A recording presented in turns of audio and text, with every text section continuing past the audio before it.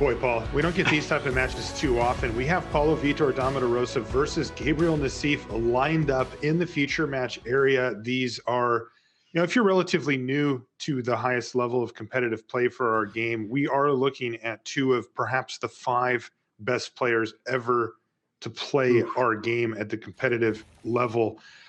This is a massive match between two players who are 10-3 here. And what that means is they are playing for a chance. If you win, you will play next round for a clean win and in for top 8. 2 wins in a row here.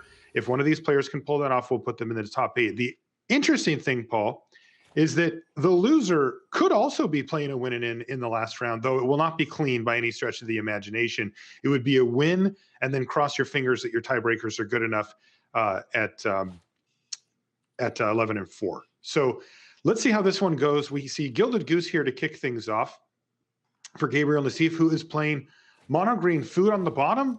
PV, well, he's picked up Dimir Rogues. What do you make of the matchup, Paul? I think given that Paulo's playing more of the Turbo Mill version and not the version of the Xerath Sand deck, I think the Xerath Sand deck has a more significant edge in this matchup, as you can steal Feasting Troll Kings and Great Henges and what have you. I still do believe that the Rogues deck is slightly favored in this matchup, but not by a significant amount. And for this game specifically, Paulo mulliganed a hand and now has a hand with multiple Drown in the Locks and a low mage's domination, but no way to put cards in Nassif's graveyard. So Paulo's hand basically right now does nothing. Well, there you go. A land, a nothing, an uncastable, and a land. So not exactly where you want to be for Paulo Vitor Damo da Rosa, but there is hope. We'll see how it goes. Yeah, and meanwhile, Nassif has a phenomenal start here with Gilded Goose into Elysian Caryatid, which is a 1-of in his deck, just to have an additional way to kind of ramp into your big green creatures. Also, the extra line of Texter is very relevant in this deck. This deck has tons of creatures with power 4 or greater, and if you have one of those in play, it produces 2 mana, not just 1. That's right. Can give you a nice big turbo boost. And I wonder what Nassif is thinking when Paulo goes, draw my card for the turn, play a land, put Luris in my hand, your move with Rogues. Yeah. No graveyard for either player. Right. Can you imagine your opponent has not played, you're playing against a rogue deck with like 16 creatures. Your opponent hasn't played a single creature in the first 3 turns of a game. No Soaring Thought Thief, no Ruin Crab, nothing like that. And just put Luris into their hand. I mean, very bizarre setup, and I'm sure Nassif is going to go, okay, let's reset here. What could possibly be going on over on the other side? Big turn here for Nassif, by the way. Trail of Crumbs and Kazandu Mammoth are going to hit the battlefield. So Nassif has done a fantastic job of using up as much mana as possible. In fact, every bit of mana every turn thus far. Here comes Lul Mage's domination to steal the Gilded Goose. This is where we're at. Yeah. Meanwhile, Nassif's going to run out a Great Henge here into a Kazandu Mammoth. Yeah. So all right. This you can lock this one up. There is no real sequence of cards here that Paulo can draw that I think lets him come back from this. Nassif just has too many permanents here that give him card advantage for Paulo to actually be able to fight through. What are you talking about, Paul? He has a Gilded Goose. Like, I mean, what could go wrong? And check it out. Look at this cute little interaction. He's got a Zagoth Triome in his hand. He can play it. He can start pumping out food. He has a starting next flyer. No relevant text. He can drown in the Laka. Ugh. This is brutal here for Paulo. A sketchy hand, but it really hasn't improved. He just needed one of his ways to start filling up the graveyard of Nassif. Then he could start leveraging the Drown in the Locks that he had to help fight the fight. But unfortunately for him, that is not how things went. And strangely, Nassif still with no cards in his graveyard at all. And that's just shutting off Drown in the Lock fully. Those are just blanks. Yeah, and the thing is, I mean, Paulo's hand had all the payoff cards, just really needed to find one of those creatures. And given that he was already on a mulligan to 6, it makes sense for him to keep it. Additionally, one of the lands that he had in hand was a Temple of Deceit. So Mhm. that allows him to dig a little bit deeper to try to find one of those creatures that allows him to mill Nasif.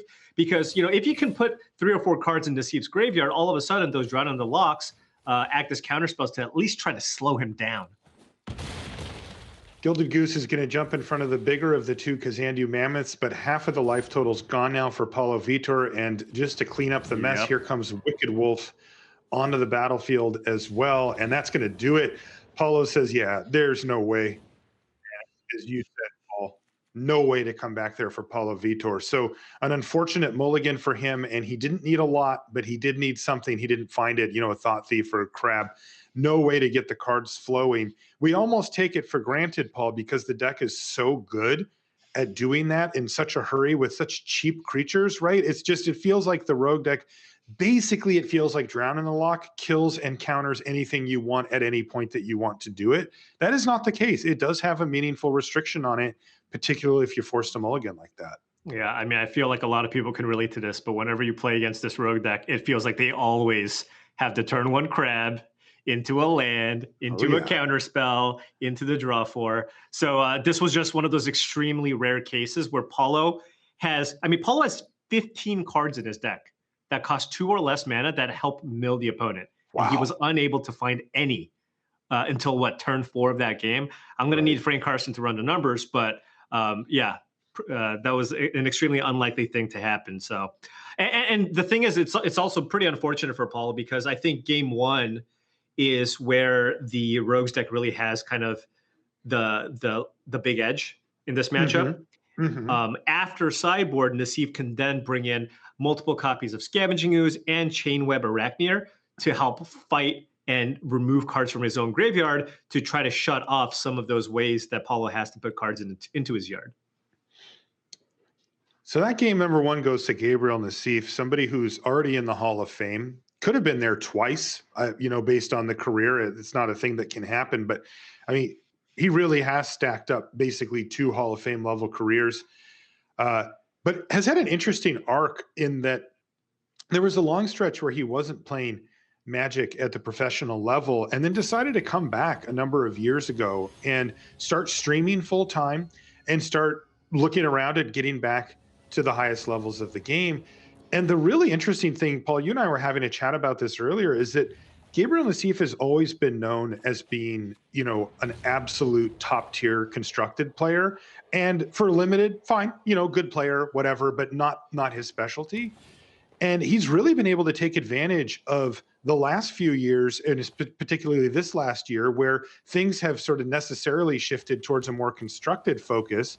And all of a sudden, Nassif's top 8 in everything. Coincidence? I don't think so. Yeah, I mean, he's always had just a phenomenal record when it comes to standard. That's really his strength. And back when there were tabletop tournaments, which of course is not a thing that we can do right now due to the pandemic. But back then, it was a mixed format where you had to play limited, right? Mm-hmm. And now, since limited is not a format, I mean, you get to really see Nassif's strength, and he is just completely crushing. I know he likes to play down his abilities a bit, but he is without a doubt one of the all-time greats here, and both players are among the all-time greats, and both players have resumes that could probably be 2 Hall of Fame careers worth of accolades. That's right. Yeah, I mean, we've been talking about Nassif this whole time, but meanwhile, at Paulo, have you heard of him? Right, we are at the point now, I think, where, oh, by the way, look at this. Of one mind for just the one, doing it. If we're talking about all time here, I think that we are now to the point where you have to start considering Paulo into that upper crust of really what I would consider the 3 best players now. John Finkel, Kai Budde, and Paulo Vitor Damo da Rosa is in that conversation where basically the whole time that I've been working for Magic and following it, there was nobody else but those 2, Finkel and Kai up at the top. It was always a matter of who do you think's the best of all time, Finkel or Kai? And then that was the discussion. And I think that you're going to have somebody go, well, actually, and start to mention Paulo Vitor. And Paulo also has not slowed down at all. Right. We're talking literally about our world champion in Magic right now, current reigning world champion, and also perhaps one of the best, if not the best ever to play the game. How's this one going here? We see a lot more action, the type of cards that Paulo wanted to see in the first game are on the battlefield now. Yeah, so Paulo had a much better start here. He was able to go Soaring Thought Thief into Ruined Crab, into the of One Mind that allowed him to kind of draw cards. I believe, unfortunately, he did miss a land drop off the One Mind. He really wanted to find land number 4 to be able to play those into the stories in his hand, but as he hasn't been able to find it just yet, definitely kind of slowed down a bit. Now, he does still have those Drown in the Locks, which are turned on. There are enough cards in Nasif's graveyard where basically it'll counter anything. So Paulo's still looking to be in a decent spot. However, Nasif also had an okay start too, where he was able to play that Wicked Wolf and basically just eat that Ruined Crab for free. Always nice when Crab's on the menu here for the Wicked Wolf. Now, it did get to put a bunch of cards into the graveyard here for Nasif before it went to the graveyard itself. And you see 2 copies of Drown in the Lock in hand for Paulo Vitor, and he's thinking, well, this is what this card's supposed to do. Oh, and as you can see there off on the right side, there actually is a Chainweb Arachneer in Nasif's graveyard. So might be tempted to just kind of go for that here, remove some of those cards in his own graveyard to potentially shut off the Into the Stories that Paulo could have. And I only say could have because this is kind of the situation that you face down when you're in the rogue's seat. Right. Which is that you will be filling up your opponent's graveyard full of stuff that they can then bring back.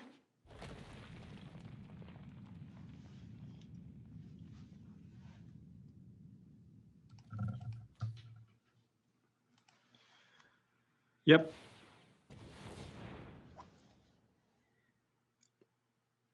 But I mean, finding that land was really, really big, as now Nasif does have access to a bunch of mana here. And, you know, it's one of those situations where you're going to just have to start jamming spells as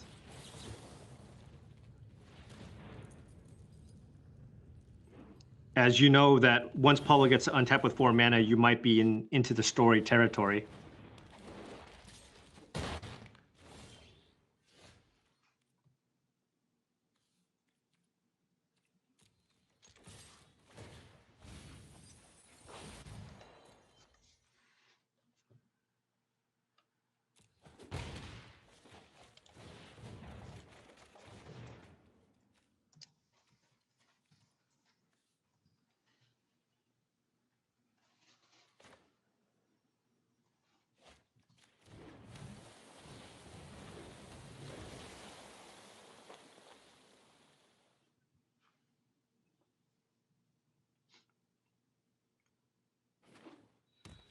Yeah, and you can see here that the Chainweb Arachneer is doing so much work as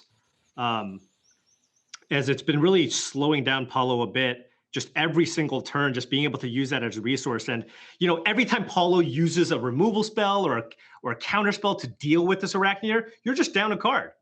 And that's just a big problem. So it's one of those things where after sideboard, that's why you see people bringing in cards like Cling to Dust just to deal with those escape creatures. But every time somebody casts an escape creature and you have to Cling to Dust that card, well, you've done that damage yourself, right? So you just keep falling behind on cards when your opponents are putting these escape cards into their graveyard. Paulo mentioned in that previous interview where it really just depends on how much they want to beat my deck. If they really want to beat rogues, they can. Just put more escape creatures into your sideboard.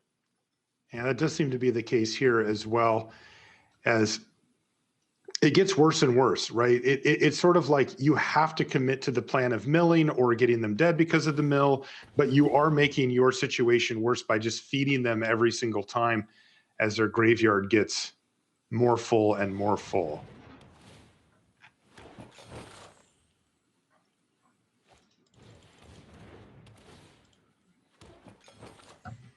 And I mean, look at this board here from Nasif. It just looks completely overwhelming at this point. You see multiple feasting Troll Kings. And right now, Paulo just doesn't have an answer to the 7/6s in play. Right. And these things are just present such a massive clock, right? Every feasting Troll King that comes back, 7/6 with trample. It also happens to have vigilance. But the problem is that Paulo really needs to answer them on a card for card basis, as he can't tussle with them in combat in a meaningful way. The damage is just way too much, and there's no chump blocking a 7-power trampler. Yeah. As you can see, Wicked Wolf is coming in, and this one is really starting to look terrible here for Paulo Vitor. Game 1 was just a cakewalk for Gabriel Nassif. And game 2, he's being able to put up, what, 18 power here against 4 toughness? Like, this is not going to work out well unless Paulo can find some answers, and quickly. Yeah. And sometimes I found that this is also sometimes the issue, where if your opponent just continues to apply pressure, sure, you have these infinite stories and it's cool, but I mean, it still costs you mana, right? You still need to make sure that you've somewhat stabilized the board. And when you're constantly milling your opponent's graveyard, they're able to generate food and just put things onto the battlefield for effectively free. All of a sudden, you just don't have the time to deploy all the spells that you have in your hand. And this is just desperation now for Paulo Vitor. He's going to fire off into the story, but that's going to eat up all but 2 of his available mana for the turn.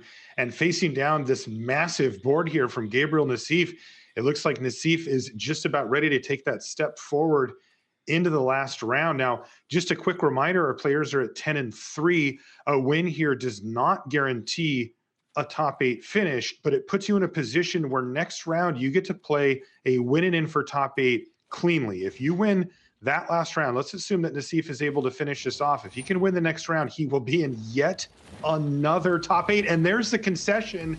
Gabriel Nassif improves to 11-3 and has put himself in that prime position